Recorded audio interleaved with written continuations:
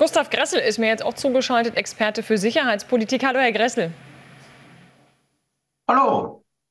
Wie würden Sie denn den Zustand der NATO beschreiben? Ja, die NATO ist zurzeit in keinem guten Zustand, weil die politischen Querelen sich natürlich jetzt durchschlagen. Also es gibt da drei große Streitpunkte, die für die europäische Sicherheit existenzieller sind als vergangene Streitpunkte wie etwa Irak. Das erste ist die Ukraine, das zweite ist die Grönland-Problematik und das dritte ist der angekündigte amerikanische Truppenrückzug, zu dem es keine konkreten Angaben, Pläne und so weiter gibt. Da stehen die Europäer im Grunde im Dunkeln, wie es weitergeht. Und die Amerikaner sind außer mit Forderungen nicht wirklich klar, wie sie eigentlich selbst gedenken, diese Überleitung in eine größere europäische Unabhängigkeit zu gestalten. Und ja, in dem Sinne ein sehr schwieriger Gipfel.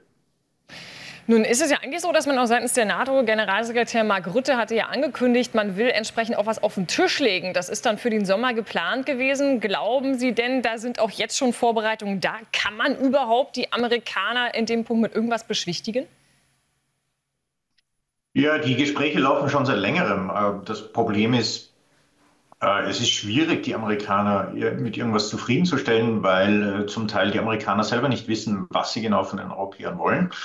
Es gibt zum Teil völlig unrealistische und aus der Luft gegriffene Forderungen von Donald Trump, der die, genauso wie es etwa sein 5%-Ziel, irgendwo auf den Korridoren so mal schnell aus dem Hut zaubert. Und dann gibt es niemanden in der amerikanischen Administration, der ihn da wieder runterbringt, sondern dann ist es sozusagen das Wort des Chefes und egal wie sinnlos das ist, das muss dann erfüllt werden. Das Zweite ist, dass die Amerikaner in vielen Dingen selber nicht wissen, wie sie eigentlich weiterarbeiten wollen. Also gerade in der Ukraine-Geschichte, die Verhandlungen führen ja ins Nirgendwo. Auch die amerikanische Strategie, sozusagen Frieden durch Schwäche, dass man einfach nur durch Zugeständnisse sich sozusagen Ruhe erkauft, auch die geht ja nicht auf. Aber es gibt in Washington weder Plan B noch die Bereitschaft, eine Arbeitsteilung mit den Europäern einzugehen, eine Art Good Cop, Bad Cop, auch das will man nicht. Also ja, ist natürlich das Rätselraten groß. Ja, wie verheerend ist dann eigentlich auch das Signal, dass man jetzt auch bei dieser Liste der Sanktionen Russland da nicht findet mit der Argumentation, die wären ja gar kein Handelspartner wegen der Sanktionen. Aber ist das nicht auch wieder etwas, wo man sagen muss, okay, offenbar sind die USA einfach wirklich deutlich näher an Russland als an der Ukraine oder bei den anderen NATO-Partnern? Ja, es hat ein bisschen was an sich. Also der amerikanisch-russische Handel, der ist natürlich verschwindend gering. Aber natürlich, gerade was die Symbolwirkung angeht, ist es natürlich verheerend.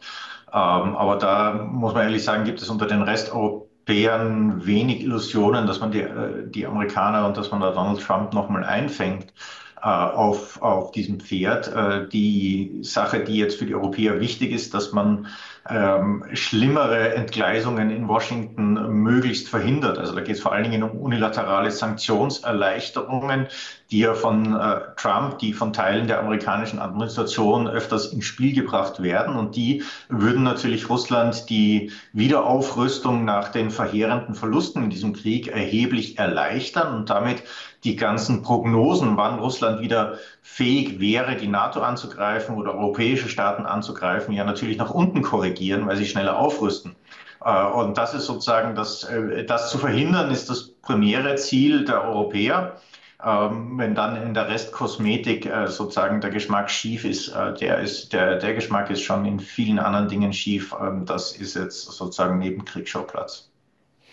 Schwierige Situation. Auch der Gipfel, der dürfte nicht leicht werden. Herr Gressel, danke Ihnen ganz herzlich für Ihre Einschätzung.